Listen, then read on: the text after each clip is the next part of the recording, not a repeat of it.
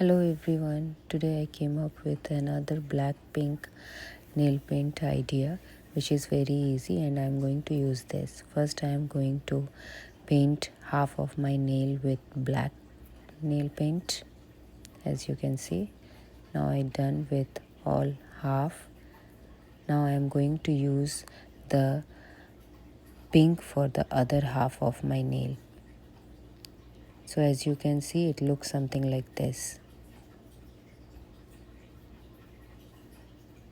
Now I take out a little bit of pink and make the dots out of it on the black part. But you should be careful so that it is attached to the pink side too. Though you are making the pink dots on the black nail paint, but it should be attached and it should look something like this. Now I'm done with all the pink dots. As you can see, now I'm taking out the black dot. So for that I am going to take a little bit of black and just again make a dot on the pink side, and it should looks like it is just mixing with each other.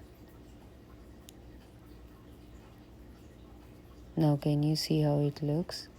It's just a dot, but you feel like it's just mixed with the colors from each other.